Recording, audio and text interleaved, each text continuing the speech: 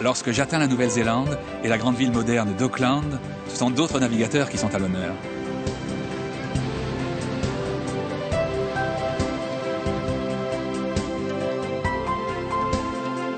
Dans le port d'Auckland, mélange de gratte-ciel et de bâtiments plus anciens, on se prépare à défendre farouchement la Coupe América.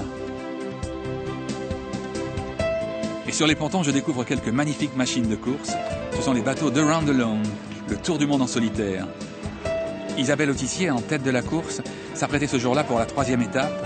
Malheureusement, moins d'une semaine plus tard, elle faisait naufrage, devait abandonner la course et était sauvée par Giovanni Soldini. Cité des voiliers, c'est ainsi qu'on désigne Auckland, une ville moderne, mais de nombreux quartiers sont bâtis de jolies petites maisons victoriennes. 1 million d'habitants, plus du quart de la population de Nouvelle-Zélande y vivent.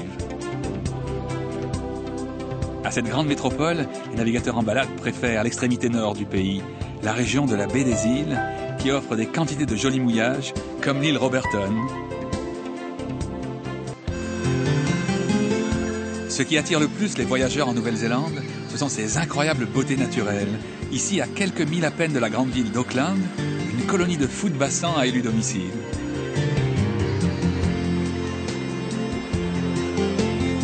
Plus loin, à l'est de l'île Nord, ce volcan actif a été baptisé White Island par Cook. Le volcanisme est omniprésent dans l'île Nord, en particulier dans la région de Rotorua, où s'ouvrent des failles déchiquetées et des cratères béants.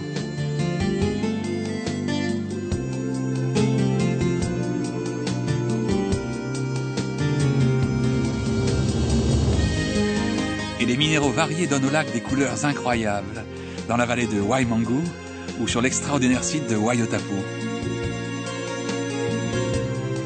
Ce lac bouillonnant a pris le nom de lac Champagne.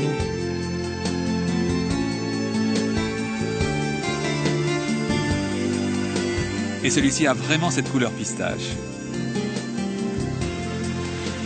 Quelques geysers jaillissent aussi à heures presque régulières. Et des rivières tumultueuses ont creusé des gorges abruptes où ceux qui veulent se donner des frayeurs peuvent pratiquer le sport inventé par les Néo-Zélandais, le bungee ou saut à l'élastique.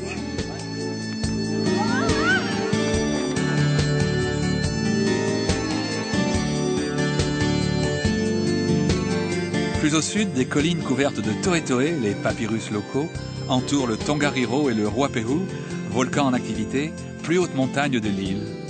Passant un village qui semble sortir tout droit d'un western, je vais rendre visite à Mangaweka, à une ferme traditionnelle néo-zélandaise. Une rivière a creusé son lit entre les collines couvertes de pâturages.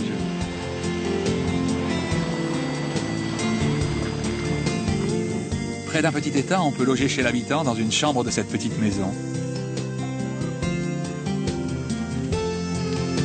Et accompagner le fermier lorsqu'il se consacre à l'activité traditionnelle des fermes néo-zélandaises, la tonte des moutons.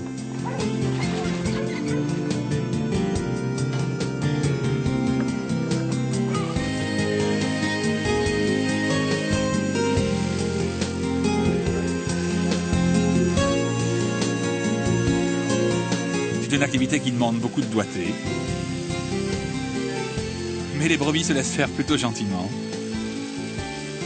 La production de laine en Nouvelle-Zélande reste une activité importante et donne naissance à un riche artisanat.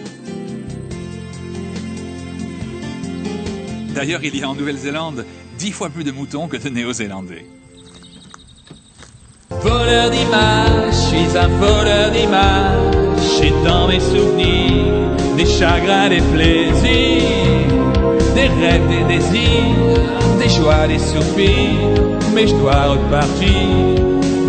C'est une question de cadrage. Je suis un voleur.